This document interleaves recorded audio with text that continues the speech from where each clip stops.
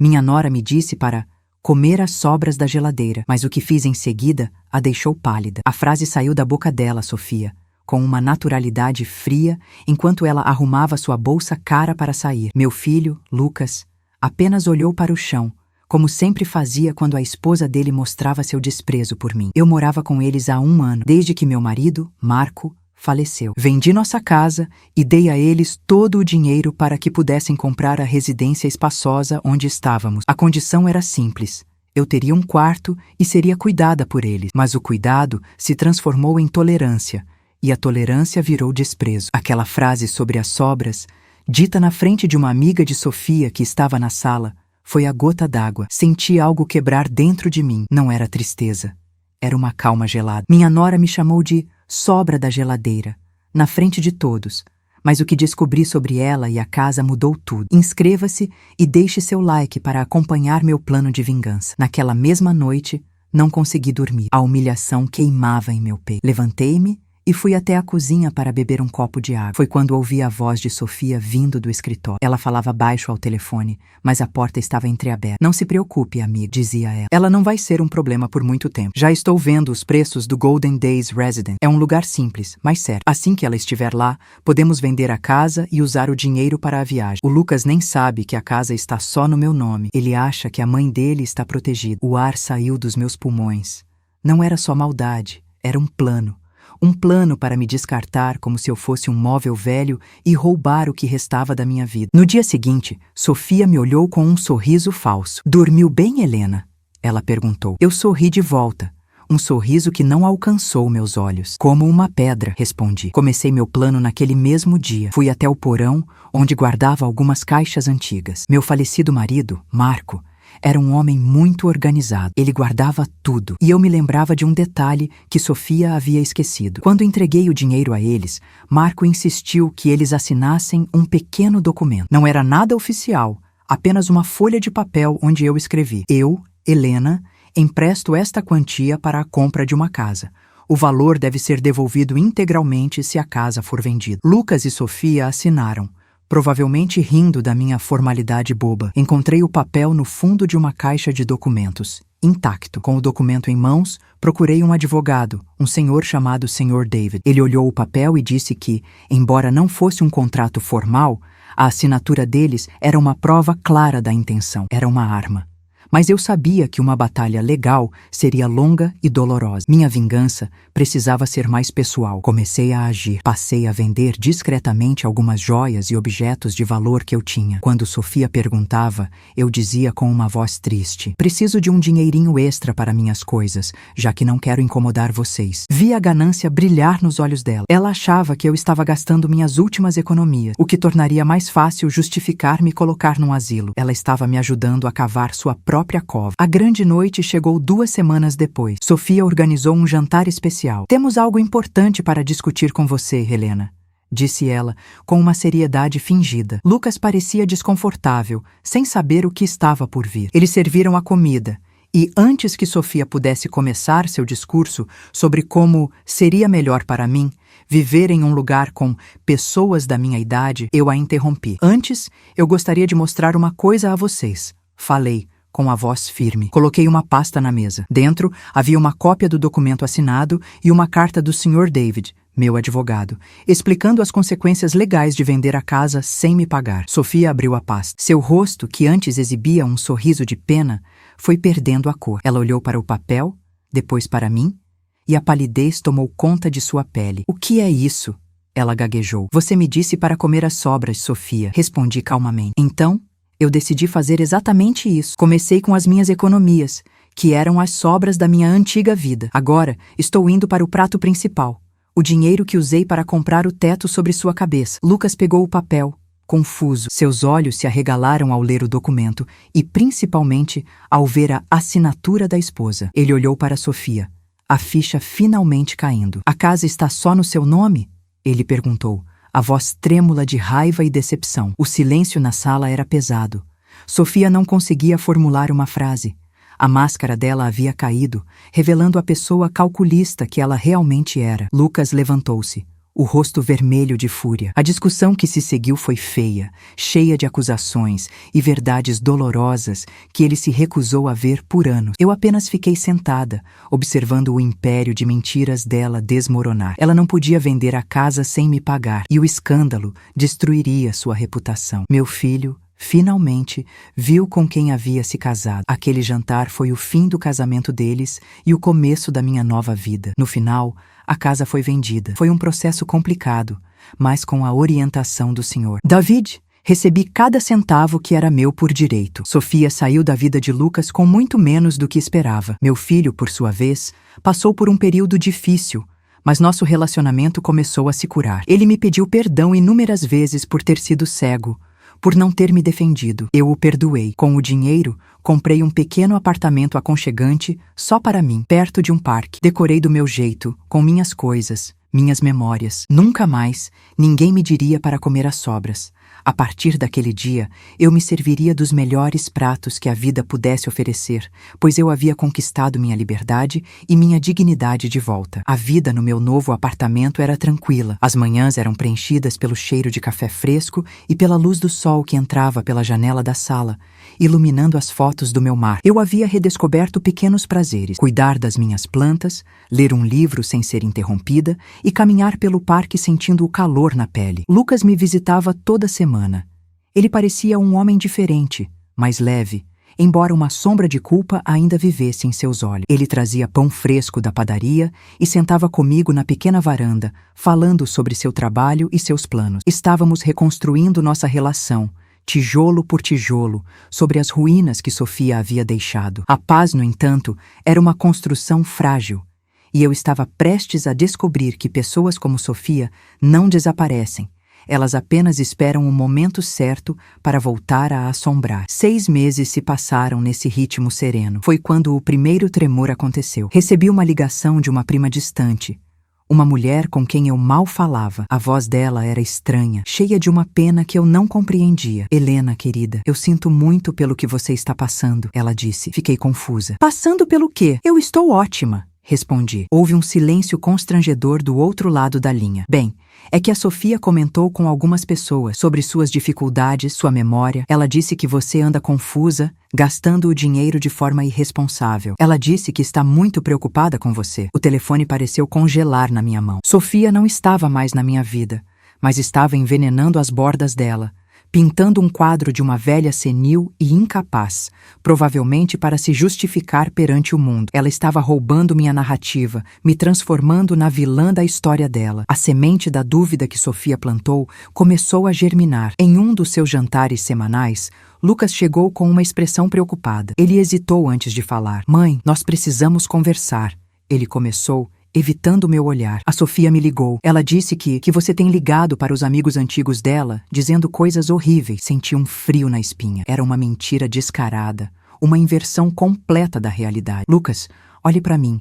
Você realmente acredita nisso? Perguntei, minha voz firme, mas meu coração batendo descontrolado. Ele suspirou, um som de pura exaustão. Eu não sei o que pensar, mãe. Ela parecia tão convincente. Estava chorando. Disse que só quer o seu bem. Naquele momento, eu entendi. Sofia não precisava mais da casa ou do dinheiro para me destruir. Ela só precisava da fraqueza do meu filho. A arma dela era a dúvida, e ela a estava apontando diretamente para o coração da nossa relação recém-curada. Aquela noite foi longa. A paz que eu havia construído parecia ter sido feita de vidro, e Sofia a havia estilhaçado com uma única ligação. Mas a mulher que ela humilhou na cozinha não existia mais. Eu não era mais uma vítima esperando o próximo golpe. No dia seguinte, liguei para minha velha amiga, Marta, uma mulher de espírito forte e prático que eu havia reencontrado depois de me mudar. Contei a ela toda a história, sem omitir a hesitação de Lucas. Marta ouviu em silêncio, e quando terminei, disse com uma calma feroz: essa mulher é uma cobra, Helena. E a gente não discute com cobras. A gente mostra que elas não têm poder sobre nós. A simplicidade de suas palavras me deu a clareza que eu precisava. Minha vingança não seria barulhenta. Seria, mais uma vez, silenciosa e definitiva. Meu plano era simples. Marta tinha uma sobrinha, Ana, uma jovem inteligente que trabalhava com tecnologia. Pedi a ela um favor: que me ajudasse a entender como as mentiras de Sofia estavam se espalhando. Ana descobriu rapidamente. Sofia havia criado um grupo privado em uma rede social com antigos amigos em comum e parentes distantes. Lá, ela postava atualizações preocupadas sobre mim, cheias de mentiras sutis e meias-verdades. Falava sobre minha solidão, minha confusão mental, e como ela temia que eu estivesse sendo explorada por novas amizades. Uma clara referência a Marta. Ela estava construindo um caso público para me isolar, para que se um dia eu precisasse de ajuda, todos já estivessem convencidos de que eu era o problema. Ela não estava apenas mentindo, estava apagando minha credibilidade, me transformando em uma sombra. Com as provas em mãos, esperei a próxima visita de Lucas. Preparei seu prato favorito e o recebi com um sorriso. Conversamos sobre coisas banais até o final do jantar. Então, com a mesma calma com que apresentei o documento meses antes, coloquei meu celular sobre a mesa, com a tela aberta no grupo criado por Sofia. Lucas, eu sei que você está dividido. Eu sei que uma parte de você ainda se lembra da mulher com quem você foi casado, e não da pessoa que ela realmente é. Comecei. Eu não vou te pedir para acreditar em mim. Eu vou te pedir para ler. Ele pegou o celular, a testa franzida. Seus olhos percorreram as publicações, uma após a outra. Vi o momento exato em que a confusão em seu rosto se transformou em choque, e o choque em uma raiva fria e profunda. Ele viu as mentiras, as manipulações, os comentários de pena de pessoas que nem me conheciam direito. Ele viu o plano de Sofia em detalhes cruéis. Ele ficou em silêncio por um longo tempo, apenas olhando para a tela. Finalmente, ele levantou a cabeça e pela primeira vez vi a determinação de Marco, meu falecido marido, em seus olhos. Isso acaba hoje, ele disse, a voz baixa e controlada. Ele pegou o próprio telefone e discou o número de Sofia. Colocou no viva voz. Quando ela atendeu com uma voz doce e falsa, "Oi, querido."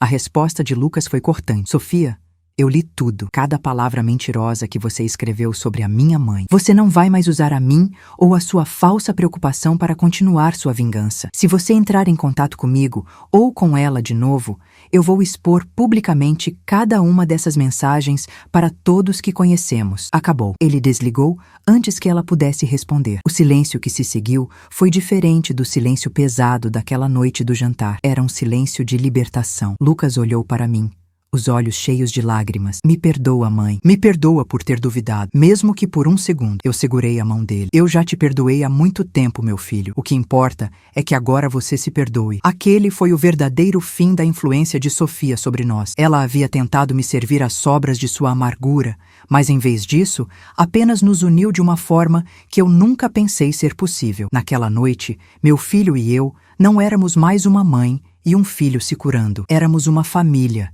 inteira e forte. E eu sabia com toda a certeza do meu coração que a minha mesa nunca mais teria lugar para sobras, apenas para os banquetes que a vida, em sua plenitude, ainda tinha para me oferecer. A vida, por um tempo, pareceu um rio que finalmente encontra um leito tranquilo depois de uma tempestade. Os meses que se seguiram àquela noite de libertação foram preenchidos por uma paz que eu quase não reconhecia. Lucas e eu estabelecemos uma nova rotina. Nossos encontros semanais se tornaram sagrados, não por obrigação, mas por um desejo genuíno de estarmos juntos. Ele me ajudava com as compras pesadas e eu preparava seus pratos de infância. Nessas tardes, falávamos sobre tudo e sobre nada, e eu via nos olhos dele o alívio de quem se livrou de um peso enorme. A culpa que ele sentia foi, aos poucos, sendo substituída por uma cumplicidade que não tínhamos desde que ele era um menino. Para preencher meus dias, entrei para um clube do livro no centro comunitário do bairro. Lá,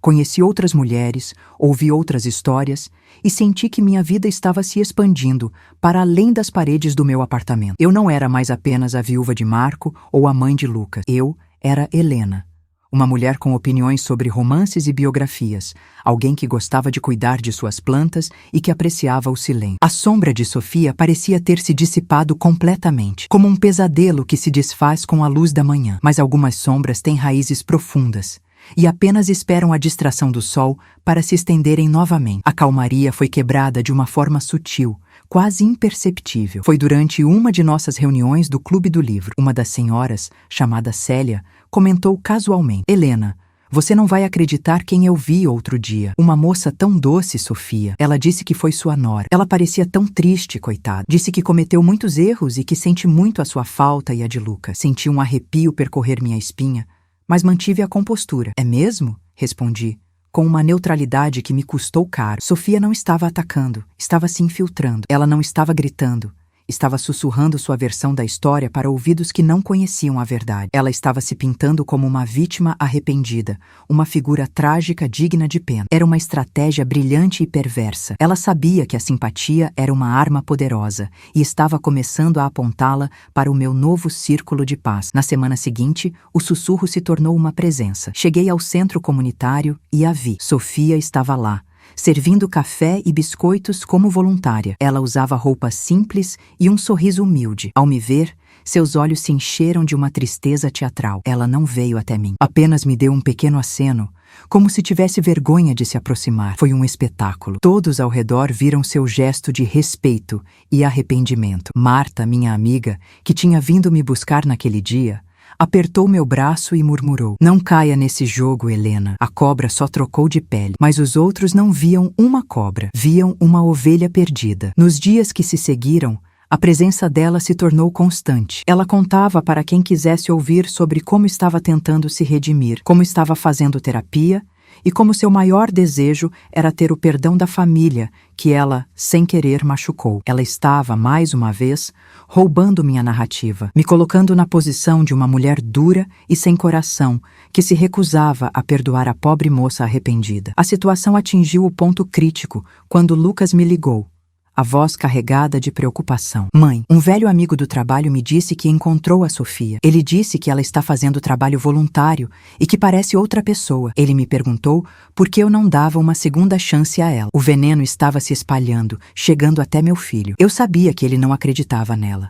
Mas a pressão social é uma força invisível e poderosa. Sofia não precisava convencer Lucas. Ela só precisava que o mundo ao redor dele o fizesse duvidar de sua própria decisão. Ela queria nos isolar juntos, nos transformar em vilões de uma história onde ela era a heroína em busca de redenção. Naquele momento, percebi que o silêncio não era mais uma opção. Ignorá-la só a tornava mais forte. Eu precisava encerrar aquele capítulo de uma vez por todas, não com raiva ou vingança, mas com a verdade nua e crua. Minha paz era valiosa demais para permitir que ela a contaminasse novamente. A batalha final não seria travada com documentos ou advogados, mas em campo aberto, diante das mesmas pessoas que ela tentava manipular. Preparei meu movimento com a mesma calma fria que senti naquela noite das sobras. A oportunidade perfeita surgiu uma semana depois. O centro comunitário estava organizando um pequeno evento para arrecadar fundos para uma reforma. Haveria discursos, um lanche e a presença de muitos moradores do bairro. Sofia, é claro, estava na linha de frente da organização, a imagem da dedicação em pessoa. Quando chegou a hora dos agradecimentos, pedi ao organizador que me concedesse 2 minutos para falar. Ele concordou, surpreso. Subi ao pequeno palco, com todos os olhos em mim, incluindo os de Sofia, que me olhavam com uma mistura de medo e triunfo. Ela achava que eu ia fazer uma cena, que eu ia gritar e me expor, provando o ponto dela. Mas eu não fiz nada disso. Comecei agradecendo a todos pelo trabalho maravilhoso. Então, olhei diretamente para Sofia. "Eu gostaria de fazer um agradecimento especial a Sofia", disse eu, minha voz clara e firme, ecoando pelo salão silencioso. Ela me ensinou uma lição muito importante nos últimos tempos, a de que algumas pessoas, quando perdem tudo, tentam reconstruir suas vidas se apegando às vidas dos outros. O sorriso de Sofia congelou. Ela tem se dedicado muito a esta comunidade, e isso é louvável. Mas a caridade mais difícil é aquela que fazemos em silêncio, sem plateia, continuei. Por isso, inspirada por essa necessidade de ajudar quem realmente precisa, eu gostaria de anunciar que estou fazendo uma doação anônima para este centro. Um valor suficiente para cobrir toda a reforma. Fiz uma pausa, deixando as palavras assentarem. "E peço que parte desse valor seja usado para criar um pequeno grupo de apoio, aqui mesmo, para pessoas que sofreram manipulação emocional e abuso psicológico. Às vezes, as feridas que não se veem são as mais difíceis de curar." O silêncio foi quebrado por um aplauso tímido, que logo se tornou geral. Eu não a tinha atacado, eu não a tinha exposto, eu simplesmente tinha tirado todo o poder dela. Eu transformei seu teatro em uma causa real, deixando-a sem palco e sem papel. Ela ficou pálida, a mesma palidez daquela noite na sala de jantar. Ela era, mais uma vez, apenas as sobras. Naquela tarde, ao sair do centro comunitário de braços dados com Lucas e Marta, eu sabia que era o fim. Ela nunca mais me assombraria. Minha vida era um banquete, e eu finalmente tinha aprendido a me sentar à cabeceira da mesa. A saída do centro comunitário naquele dia teve o sabor de uma vitória definitiva. Não houve festa,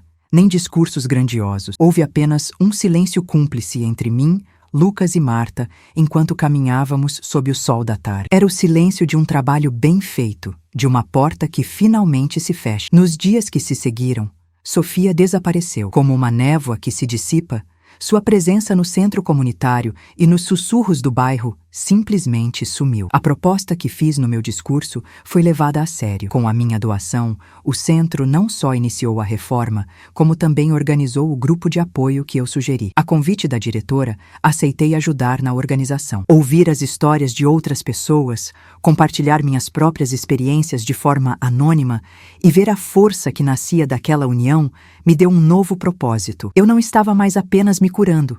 Estava ajudando outros a encontrar o caminho da cura. Lucas, ao me ver tão envolvida, parecia ter tirado o último peso de seus ombros. Você transformou o veneno em remédio, mãe. Ele me disse durante um de nossos cafés. Estou tão orgulhoso de você. Mas, pela primeira vez em muitos anos, eu também estava genuinamente orgulhosa de mim mesma. A paz não era mais algo que eu buscava. Era algo que eu construía ativamente. Todos os dias. Cerca de um mês depois daquele evento, recebi uma ligação de um número desconhecido. Hesitei, mas atendi. A voz do outro lado era jovem e um pouco nervosa. Senhora Helena? Meu nome é Clara.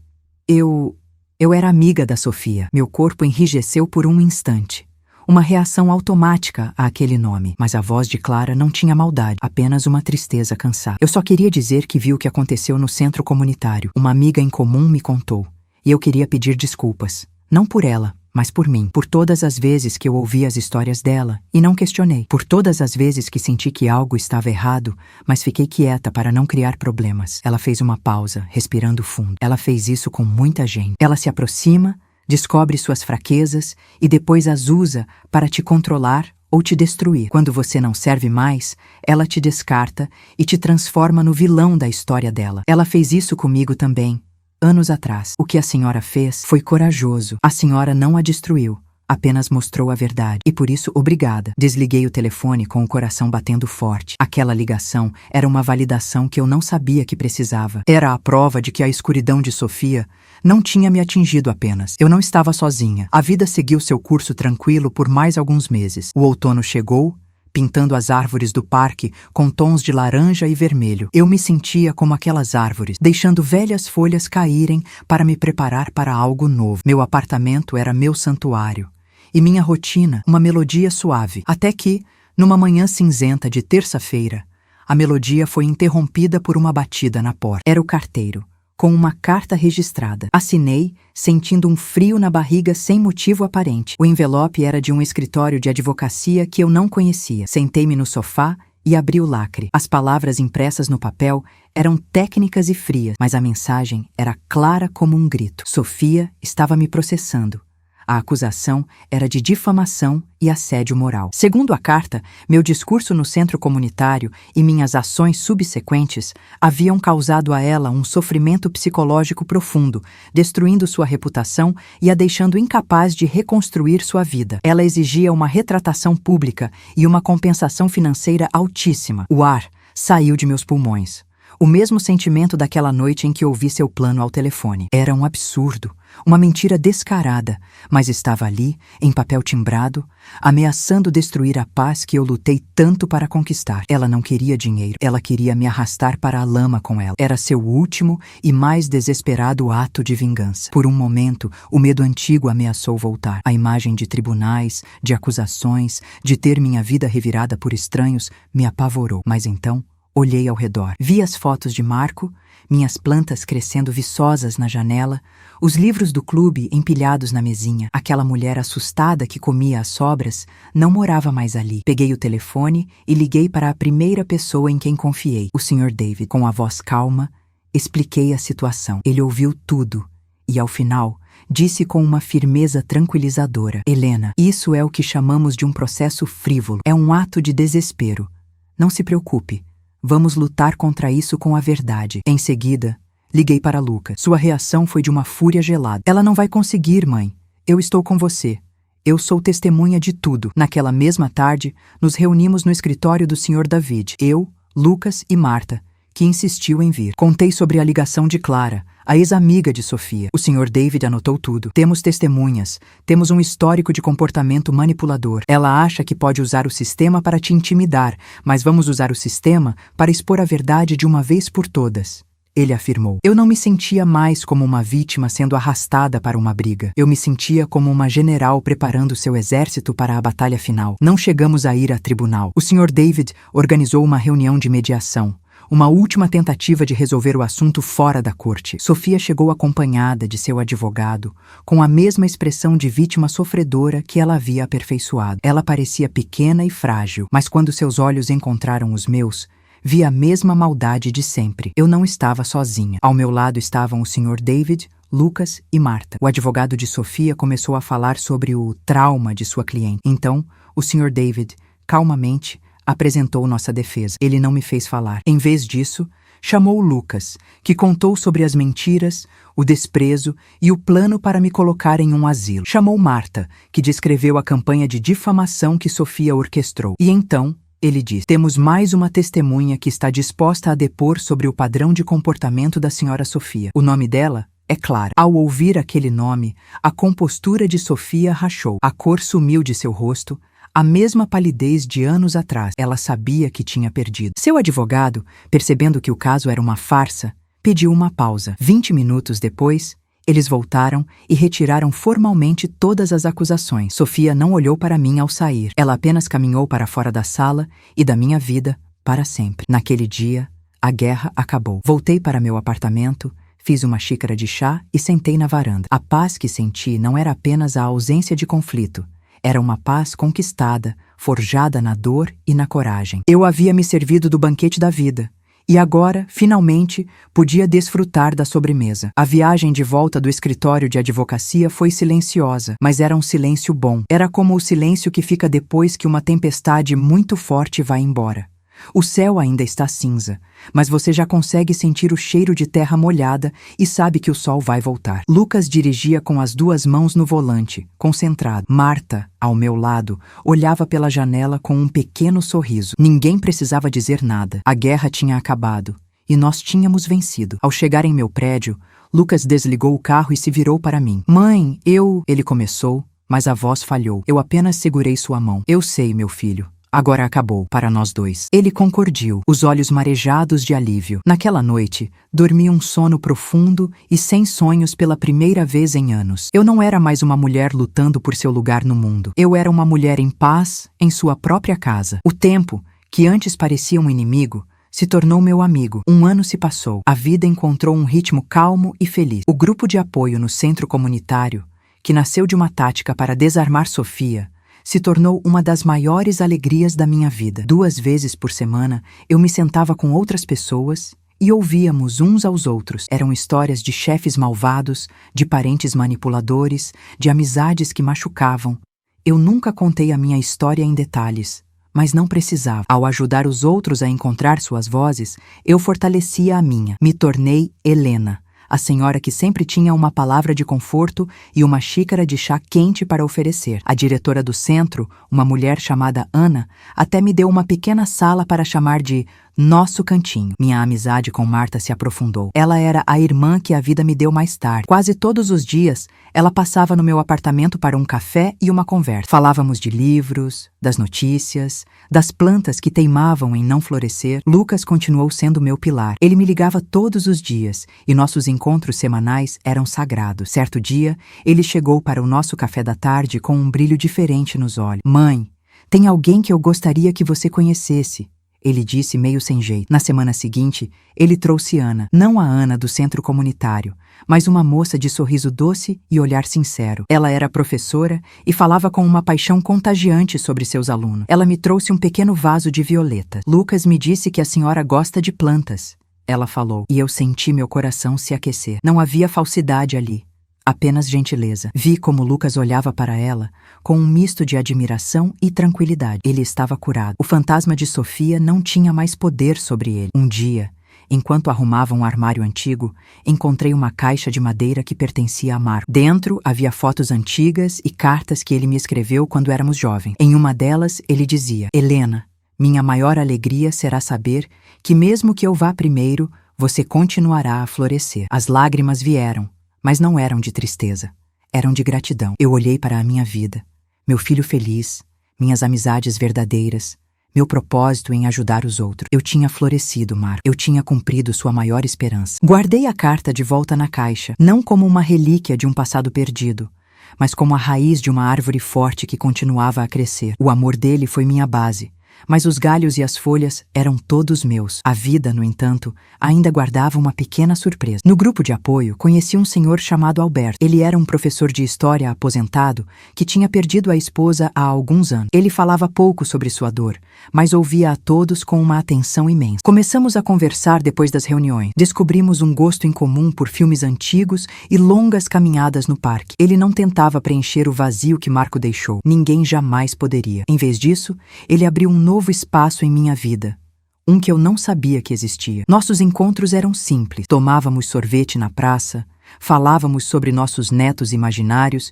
e ríamos de como o mundo tinha mudado. Com ele, eu não era a viúva Helena ou a guerreira Helena. Eu era apenas Helena, e isso era maravilhosamente leve. O que você faria ao descobrir que sua nora planeja te internar para roubar sua casa? Comente o que está achando do meu plano e compartilhe. Numa tarde de domingo, meu apartamento estava cheio, não de móveis caros ou de um silêncio pesado, mas de vida. Lucas e Ana estavam na cozinha, rindo enquanto tentavam seguir uma receita minha. Marta e Alberto conversavam na sala sobre qual filme antigo era o melhor. O cheiro de bolo assando se misturava com o som de suas vozes. Eu parei por um momento, encostada no batente da porta, apenas observando minha casa, minha família. A família que eu construí não apenas pelo sangue, mas pela escolha, pela luta e pelo amor. A mesa estava posta, não com sobras, mas com um banquete que eu mesma preparei. Lucas me viu observando e sorriu. Está tudo bem, mãe? Eu sorri de volta, um sorriso que desta vez alcançou meus olhos e transbordou pelo meu rosto. Está tudo perfeito, meu filho. Eu finalmente estava em casa, na cabeceira da minha própria mesa, e o prato principal era a paz. Aquele domingo de sol marcou o início de um novo tempo. Não um tempo de euforia, mas de uma felicidade tranquila, como um lago em um dia sem vento. Os meses se transformaram em um ano, e depois em outro. A vida tecia seus dias com fios de normalidade e carinho. Meu apartamento, antes um refúgio, tornou-se um centro de encontros. As risadas de Lucas e Ana, que se casaram em uma cerimônia pequena e cheia de afeto, preenchiam o ar. As conversas com Marta continuavam a ser meu porto seguro, e os passeios de mão dada com Alberto no parque, sob as folhas que mudavam de cor com as estações, eram uma melodia suave que embalava meus dias. O grupo de apoio no centro comunitário cresceu. Eu não era uma líder, apenas mais uma cadeira no círculo. Mas ali, ouvindo e sendo ouvida, eu entendia que a minha dor, que um dia pareceu um poço sem fundo, era na verdade uma ponte para me conectar com outras pessoas. A ferida havia cicatrizado, e no lugar dela, nasceu uma força que eu não sabia que possuía. Eu não pensava mais em Sofia. O nome dela era como o eco de uma tempestade que passou há muito tempo. Você se lembra do barulho, mas não sente mais o medo. A paz era o meu presente, e eu o desembrulhava com gratidão a cada manhã. Foi numa tarde chuvosa de outono, 2 anos depois daquela reunião no escritório de advocacia, que a campainha tocou. Eu esperava Marta para nosso chá das 5. Abri a porta com um sorriso que logo se desfez. Parada no corredor, segurando um guarda-chuva que pingava no tapete, estava uma mulher que eu nunca tinha visto. Ela era mais velha, com cabelos grisalhos presos em um coque apertado e um rosto marcado por uma tristeza severa. Seus olhos, no entanto, eram terrivelmente familiares. Eram os olhos de Sofia. Por um instante, meu coração gelou. O ar ficou pesado, e o silêncio do corredor pareceu gritar. Senhora Helena? Ela perguntou, a voz baixa e cansada. Eu apenas concordei com a cabeça, incapaz de falar. Meu nome é Célia, ela disse. Eu sou a mãe da Sofia. O nome caiu entre nós como uma pedra. Senti meu corpo enrijecer, uma muralha invisível se erguendo ao meu redor. Era o instinto de sobrevivência, a memória do corpo se lembrando da batalha. Convidei-a para entrar, mais por um automatismo de boa educação do que por vontade. Ela se sentou na beirada do sofá, recusando o chá que ofereci. Ficamos em silêncio por um longo momento, a chuva batendo na janela. Finalmente, ela olhou para mim, e a mágoa em seu rosto era palpável. Eu vim porque preciso entender. Ela começou, as palavras saindo com dificuldade. Minha filha desapareceu. Por mais de 1 ano, não tive uma notícia, uma carta. Nada. A última vez que falei com ela estava destruída. Ela me disse que você tinha tirado tudo dela, que a humilhou publicamente e a transformou em uma pária. Ela disse que você era cruel. As acusações eram as mesmas. O roteiro era o mesmo. Apenas a atriz havia mudado. Eu respirei fundo, buscando a calma que havia se tornado minha maior aliada. A Helena de anos atrás teria chorado ou gritado. A Helena de agora apenas ouviu. Eu não sentia raiva. Apenas um cansaço profundo. A teia de mentiras de Sofia era longa e pegajosa, e Célia estava presa nela. Célia, eu disse, minha voz firme, mas sem dureza. Eu não vou me defender das palavras da sua filha. Vou apenas lhe dizer a verdade. A casa em que eu morava com ela foi comprada com todo o dinheiro que eu e meu falecido marido juntamos a vida inteira. Sua filha tentou me colocar em um asilo para poder vender a casa e ficar com o dinheiro. Isso não é uma opinião. É um fato. Eu apenas impedi que ela fizesse isso. Eu não levantei a voz. Não havia necessidade. A verdade era sólida o suficiente. Vi a confusão no rosto de Célia. Ela queria acreditar na filha, mas algo em minha calma a desarmava. Ela não faria isso. Ela sussurrou, mas sua voz não tinha convicção. Era a frase de uma mãe tentando proteger a imagem de uma filha que talvez nunca tenha existido. Ela fez, respondi simplesmente. E ela fez coisas parecidas com muitas outras pessoas. Sofia é muito boa em contar histórias onde ela é sempre a vítima. O rosto de Célia se contraiu. A muralha de defesa dela começou a ruir, e o que apareceu por baixo foi uma dor imensa. As lágrimas que ela segurava finalmente vieram, silenciosas e pesadas. Ela então me contou sua própria história. Depois que Sofia perdeu tudo, ela procurou a mãe. Contou sua versão dos fatos, a de uma sogra má e vingativa. Célia, em seu amor de mãe, acreditou. Ela deu a Sofia todas as suas economias para que a filha pudesse recomeçar a vida em outra cidade. Sofia pegou o dinheiro, prometeu ligar assim que se estabelecesse e nunca mais foi vista. Ela havia feito com a própria mãe o mesmo que tentou fazer comigo.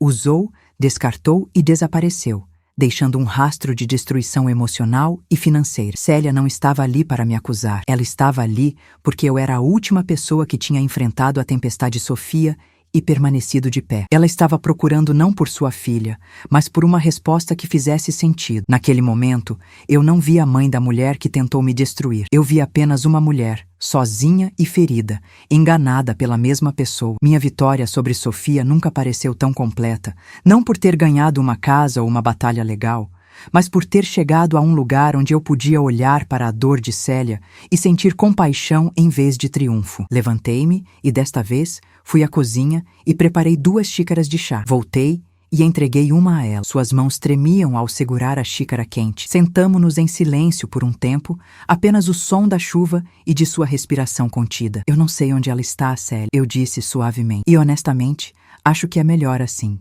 Para nós duas. Ela olhou para mim, os olhos vermelhos e inchados. O que eu faço agora? Ela perguntou, a voz pouco mais que um sussurro. Eu não tenho mais ninguém. Pensei no meu grupo de apoio. Pensei nas histórias de traição e manipulação que ouvia toda semana. Pensei na força que encontrávamos juntos, apenas por sabermos que não estávamos sozinhos em nossa dor. Você não está sozinha, eu disse, ecoando as palavras que já tinha dito a tantos outros. Existe um lugar, um grupo de pessoas que se reúnem para conversar, pessoas que entendem. Ninguém vai te julgar, apenas ouvir. O olhar de Célia era uma mistura de dúvida e uma pequena semente de esperança. Eu anotei o endereço e o horário em um pedaço de papel e entreguei a ela. Ela o segurou como se fosse um mapa. Ao sair, ela parou na porta e se virou. Obrigada, ela disse. E naquela única palavra, eu senti que o último fantasma havia finalmente sido colocado para descansar. O banquete da minha vida não era apenas sobre a comida que eu comia, mas sobre a mesa que eu podia oferecer aos outros. E ela era grande o suficiente para todos que precisavam de um lugar para se sentar. Depois que Célia se foi,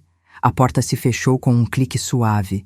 E o silêncio que ficou no apartamento era diferente. Não era um silêncio vazio ou pesado, mas sim um silêncio limpo, como o ar depois de uma chuva que lava a poeira de tudo. Eu lavei as 2 xícaras de chá, sequei-as devagar e as guardei no armário. Naquele gesto simples, senti que estava guardando a última peça de um passado doloroso. A história de Sofia, com toda a sua amargura e manipulação, não me pertencia mais. Ela agora era apenas uma história triste sobre outra pessoa, uma que eu conhecia há muito tempo. 2 semanas depois, na reunião do grupo de apoio, eu vi Célia. Ela estava sentada em um canto, quieta, apenas ouvindo. Nossos olhares se cruzaram por um segundo. Eu lhe dei um pequeno aceno de cabeça, e ela retribuiu com um olhar que não era mais de acusação, mas de um cansaço profundo. Ela tinha encontrado um lugar onde sua dor era compreendida, e isso era tudo o que eu podia fazer por ela. Eu tinha oferecido a ela um lugar à mesa, e agora cabia a ela decidir se queria se sentar e comer. O tempo continuou a passar,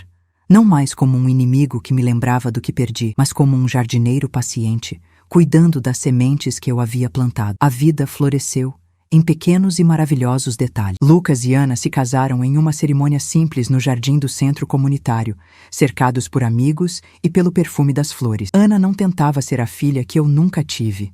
Ela era simplesmente ela mesma, uma mulher gentil e forte que amava meu filho de verdade. Vê-los juntos, construindo uma vida baseada na honestidade e no carinho, era a cura final para as feridas que Sofia havia deixado em Lucas. Minha amizade com Marta se tornou um daqueles tesouros que a gente nem sabe que está procurando. Ela era minha confidente, minha parceira de cinema e a pessoa que me lembrava de regar as plantas quando eu esquecia. Nossas tardes de café eram sagradas, um ritual de conversas e risadas que mantinham minha alma aquecida. Meu relacionamento com Alberto também floresceu, de forma tranquila e natural, como uma árvore que cresce sem pressa. Não havia grandes dramas ou paixões arrebatadoras. Havia algo melhor, uma companhia serena. Nossos passeios pelo parque se tornaram mais longos, nossas mãos se encontravam com mais frequência e nossos silêncios eram tão confortáveis quanto nossas conversas. Certa tarde, sentados em um banco observando as crianças brincarem,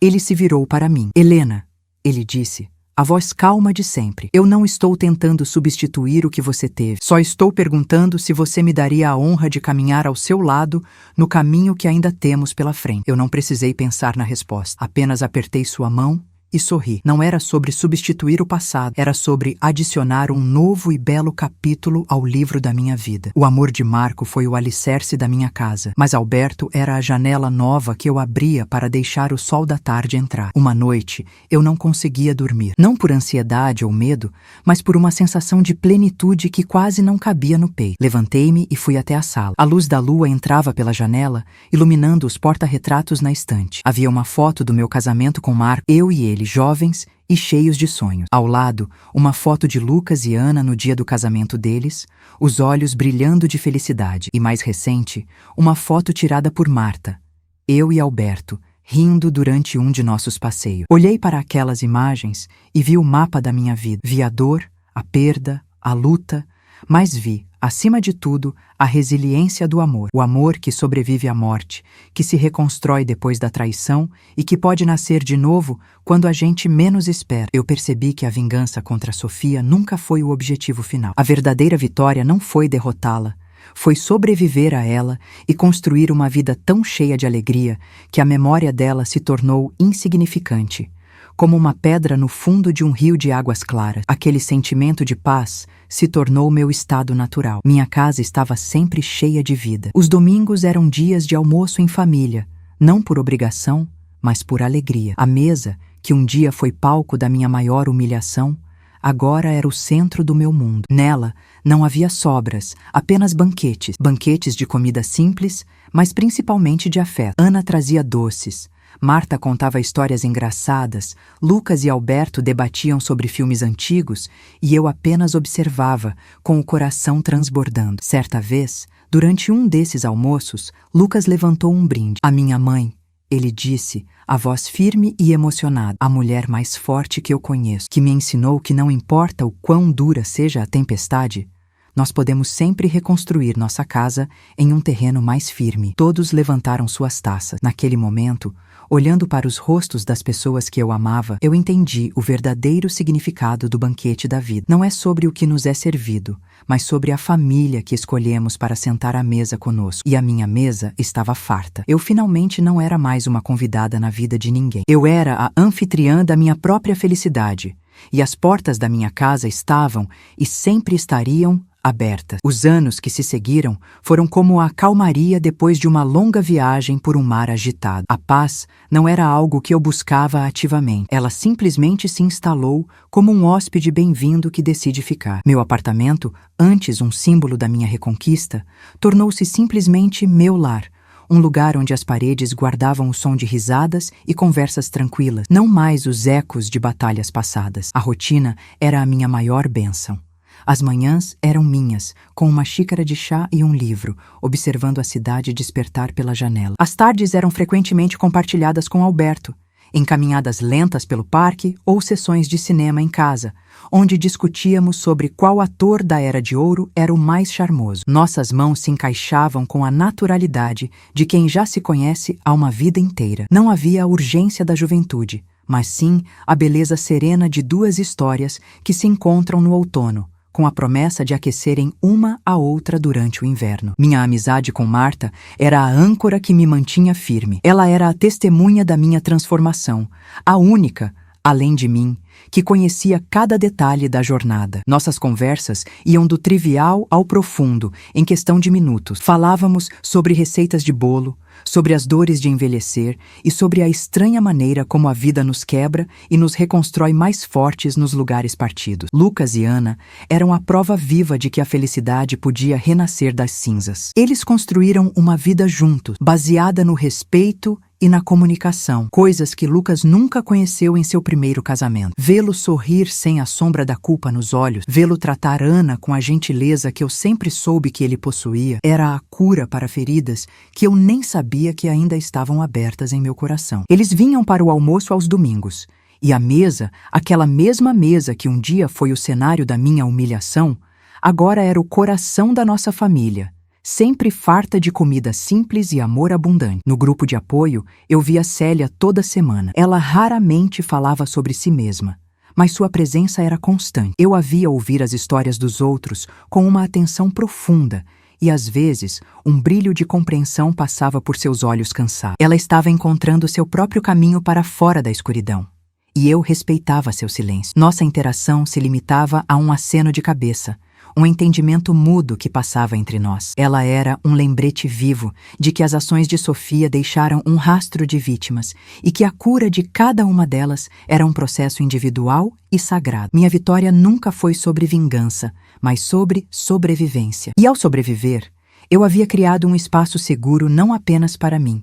mas para outros que também precisavam de um lugar para descansar e se curar. A vida tinha se tornado boa, de uma forma simples e profundamente gratificante. O passado estava em seu devido lugar, para trás. Foi numa tarde de terça-feira, quase 4 anos depois de eu ter deixado aquela casa, que o passado bateu à minha porta, não de forma literal, mas através de uma ligação de Lucas. Sua voz ao telefone estava tensa, um tom que eu não ouvia há muito tempo. "Mãe, você está sentada? Eu preciso ir aí conversar com você sobre uma coisa. É sobre..." Ela não precisava dizer o nome. O ar em meus pulmões ficou um pouco mais pesado, uma reação instintiva do corpo se lembrando de um antigo perigo. Eu disse a ele para vir, mantendo minha voz calma. A paz que eu havia construído era sólida, não um castelo de cartas que desmoronaria com um sopro de vento. Eu esperei por ele, sentada na minha poltrona favorita, o coração batendo um pouco mais rápido, mais firme. Eu não era mais a mulher assustada que se escondia no quarto. Eu era a dona da minha casa e da minha vida. Lucas chegou com um envelope na mão. Seu rosto estava pálido e ele parecia ter envelhecido 10 anos em 1 hora. Ele se sentou no sofá em frente a mim e me entregou o papel sem dizer uma palavra. Era uma carta oficial, de um escritório de advocacia de uma cidade distante. O texto era formal, mas a história por trás dele era puro caos. Sofia estava sendo processada por múltiplas fraudes. Ela havia acumulado dívidas enormes, enganado sócios em um pequeno negócio e deixado um rastro de credores furiosos. Em seu desespero, ela havia tentado usar documentos antigos de seu casamento com Lucas para listá-lo como responsável por uma de suas dívidas, alegando uma sociedade que nunca existiu. A carta era uma notificação formal, um pedido de esclarecimento antes que medidas legais fossem tomadas contra ele. Era a última cartada de uma manipuladora encurralada, um último tentáculo venenoso se estendendo do passado para nos puxar de volta para a sua bagunça. Eu li a carta 2 vezes, com uma calma gelada. A Helena de antes teria entrado em pânico. A Helena de agora sentia apenas um cansaço profundo e uma pontada de pena. Não por Sofia, mas pela pessoa vazia que ela devia ser para viver daquela maneira. Olhei para meu filho. Ele não estava com medo de problemas legais. Ele estava com vergonha. A carta era um lembrete de sua antiga fraqueza, de sua incapacidade de ver a verdade que estava bem na sua frente. Eu sinto muito, mãe, ele sussurrou, os olhos fixos no chão. Sinto muito que ela ainda possa te alcançar, que ela ainda possa trazer essa sujeira para a sua vida. Naquele momento, vi que a cura dele ainda não estava completa. Havia uma última ferida que precisava ser limpa. Lucas, olhe para mim, eu disse, minha voz suave, mas firme. Ele levantou os olhos e eles estavam cheios de uma dor antiga. Isso não é sobre mim. Ela não pode mais me alcançar. Esta casa, esta vida, nada disso pode ser tocado por ela. Mas isso é sobre você. É sobre a última corrente que te prende a ela, a culpa. Ele começou a chorar, silenciosamente, como não fazia desde que era um menino. Ele chorou pela sua cegueira, pelo tempo perdido, pela dor que sua passividade me causou. E eu o deixei chorar. Quando as lágrimas pararam, eu continuei. Você não precisa mais carregar essa culpa. Seu arrependimento não está nas palavras, está em suas ações. Está na maneira como você ama a Ana. Está no homem que você se tornou. Você aprendeu a lição, meu filho. E isso é tudo que uma mãe pode desejar. Levantei-me, peguei o telefone e disquei o número do meu advogado, o mesmo que me ajudou anos atrás. Expliquei a situação de forma clara e concisa. Ele me garantiu que era um caso simples de resolver. Uma declaração formal e as provas do divórcio seriam suficientes para encerrar o assunto permanentemente. Depois de desligar, virei para Lucas. Está vendo? É apenas um problema. E problemas podem ser resolvidos. Ela não tem mais poder sobre nós. Ele respirou fundo, e foi como se um peso enorme tivesse sido tirado de seus ombros. Ele me abraçou. Um abraço forte e demorado. Obrigado, mãe, por tudo. Foi a primeira vez que senti que ele estava verdadeiramente livre. Naquela noite, depois que Lucas foi embora, mais calmo e mais leve, eu preparei uma xícara de chá e me sentei perto da janela. A cidade brilhava lá fora, indiferente aos pequenos dramas humanos. Pensei em Sofia, não com raiva, nem com ódio. A imagem dela em minha mente era a de uma pessoa se afogando em um mar que ela mesma criou, tentando desesperadamente puxar os outros para baixo com ela. Mas nós não estávamos mais ao seu alcance. Nós estávamos em terra firme. A verdadeira vingança, eu percebi, não era ver o outro sofrer, era curar-se tão completamente que o sofrimento do outro se tornava irrelevante. Era construir uma felicidade tão sólida que nenhuma tempestade vinda do passado pudesse abalá-la. O banquete da minha vida continuava, e à minha mesa só havia lugar para a paz, o amor e a gratidão. O resto era apenas sobra, e eu já não comia mais as sobras de ninguém. A calmaria que se seguiu àquela última tempestade de Sofia foi profunda e duradoura. As semanas se transformaram em meses, e a carta que Lucas trouxera se tornou apenas mais uma história do passado, um lembrete do quão longe havíamos chegado. Minha vida continuou em seu ritmo sereno, pontuada pelos pequenos prazeres que eu aprendera a valorizar. Havia as manhãs de sol na minha pequena varanda, cuidando dos vasos de flores que Alberto me trouxera. Havia as tardes de chá com Marta, onde nossas risadas pareciam ecoar por todo o prédio. E havia os domingos,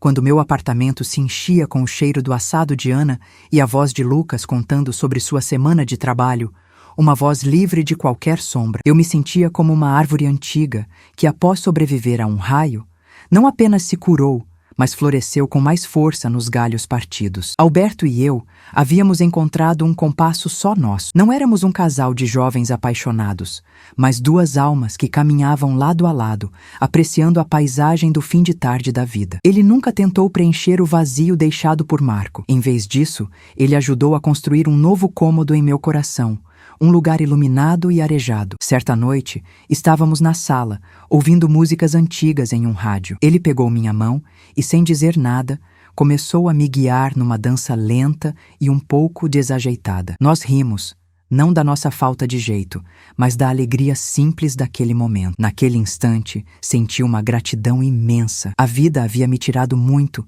mas também havia me dado a chance de recomeçar, de encontrar alegria em lugares inesperados. A felicidade não era um destino final, mas a própria jornada, e a minha estava sendo linda. Foi numa tarde de outono, quase um ano depois do episódio da carta, que o nome de Sofia foi mencionado novamente. Eu estava na cozinha com Lucas, ajudando-o a descascar batatas para o jantar, enquanto Ana arrumava a mesa. Ele estava mais quieto que o normal. Finalmente, ele parou o que estava fazendo e olhou para mim. Mãe, eu preciso te contar uma coisa, ele disse a voz baixa. Eu recebi notícias sobre a Sofia. Meu coração não acelerou como antes. Eu apenas parei de descascar a batata e o encarei, esperando. Ele respirou fundo. Ela foi condenada. Parece que os casos de fraude eram muito piores do que imaginávamos. Ela vai ficar um bom tempo presa. Ele me contou que, durante o julgamento, ela tentou culpar todo mundo, inclusive ele, por suas próprias escolhas. Mas as provas eram esmagadoras. Ninguém acreditou em suas mentiras. Ele esperava que eu sentisse alguma coisa, talvez alívio, talvez uma alegria vingativa. Mas o que eu senti foi um vazio, uma ausência de sentimento. Era como olhar para a foto de uma pessoa que você mal conheceu. A imagem de Sofia, antes tão poderosa e ameaçadora em minha mente, havia se tornado desbotada, quase transparente. Ela tentou entrar em contato comigo, Lucas continuou, a voz cheia de um cansaço antigo. Mandou uma carta da prisão, pedindo dinheiro, dizendo que eu devia isso a ela por ter arruinado a vida dela. Ele balançou a cabeça. Eu não respondi. Apenas rasguei o papel. Não há mais nada que eu deva a ela. Nem meu dinheiro, nem meu tempo, nem meu ódio. Ana se aproximou e colocou a mão no ombro dele, um gesto de apoio silencioso e forte. Naquele momento, eu vi que a cura dele era real e completa. Naquela noite, eu fiquei pensando na palavra vingança. Quando tudo começou, eu achava que vingança seria vê-la perder tudo, seria fazê-la sentir a mesma humilhação que eu senti. Mas agora, com a notícia de sua ruína, eu não sentia prazer. A verdadeira vitória não estava na sua queda, mas no meu reerguimento. Estava na minha capacidade de transformar a dor em força, de reconstruir minha vida a partir dos escombros que ela deixou. A vingança que eu imaginava era um prato frio e amargo. A vida que eu construí era um banquete quente e farto, compartilhado com as pessoas que eu amava. Sofia não perdeu para mim. Ela perdeu para si mesma, para seu próprio vazio, para sua incapacidade de construir qualquer coisa que não fosse baseada em mentira. Ela se prendeu em sua própria armadilha, enquanto eu estava livre. No domingo seguinte, a casa estava cheia, como de costume. Marta estava contando uma de suas histórias exageradas, fazendo Alberto rir até perder o fôlego. Lucas e Ana estavam na cozinha, discutindo de brincadeira sobre quem fazia o melhor molho. Olhei ao redor da minha sala, para os rostos felizes, para a luz do sol entrando pela janela, para o som de vida que preenchia cada canto. Lembrei-me daquela noite terrível, da humilhação das sobras. Naquela época, eu me sentia um resto na vida do meu próprio filho. Hoje, eu era o centro da minha própria família, a anfitriã da minha felicidade. A mesa estava posta, não com sobras, mas com o melhor que a vida podia oferecer: amor, respeito e companheirismo. Levantei minha taça num brinde silencioso, não a ela, nem ao passado, um brinde a mim, a mulher que aprendeu que a melhor resposta a quem te manda comer sobras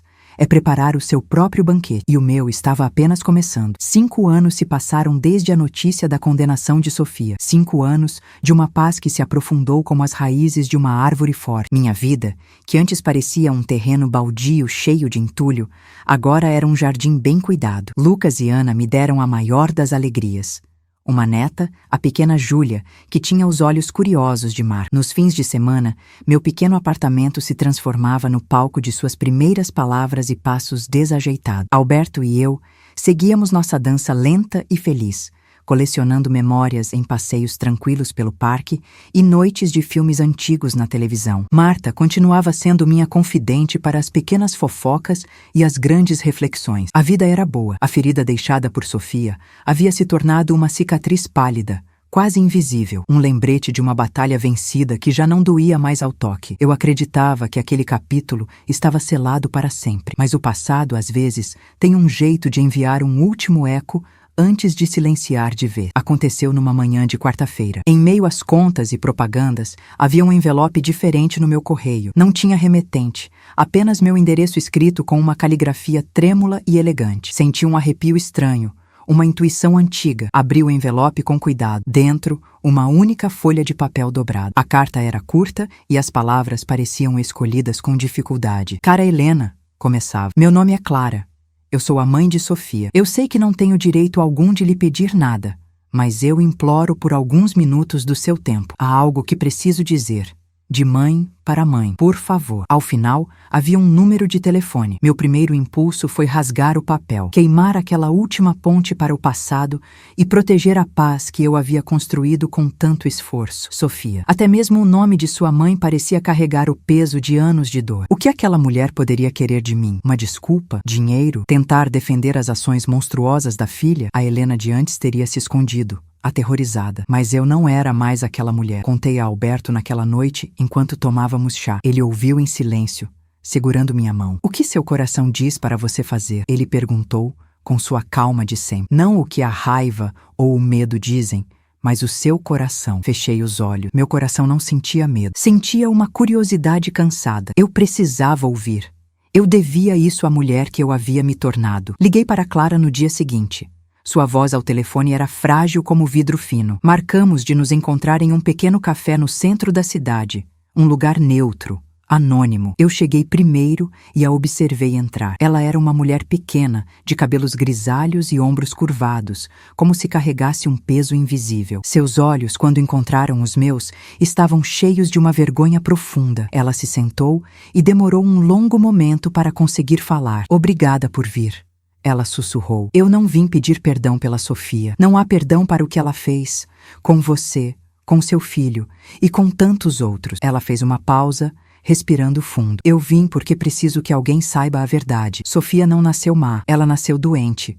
Uma doença na alma que nenhum médico conseguiu nomear. Desde criança, ela não conseguia sentir alegria pelas outras pessoas. A felicidade de alguém era como um insulto para ela. Ela mentia como quem respira. Clara me contou uma história de uma vida inteira tentando ajudar uma filha que via o mundo através de lentes distorcidas de inveja e vazio. Ela me contou como Sofia a manipulou, roubou suas economias de uma vida e a deixou numa situação financeira precária, culpando o mundo por seus próprios fracassos. Ela me internou numa clínica por um mês, dizendo a todos que eu estava senil, apenas para vender os móveis da minha casa, Clara disse, com uma lágrima solitária escorrendo por seu rosto enrugado. Eu perdi minha filha muito antes dela ser presa. A mulher que você conheceu era apenas uma casca vazia, movida por um buraco negro que engolia tudo ao redor. Naquele momento, sentada em frente àquela mãe de luto por uma filha ainda viva, todo o resquício de raiva que eu poderia ter por Sofia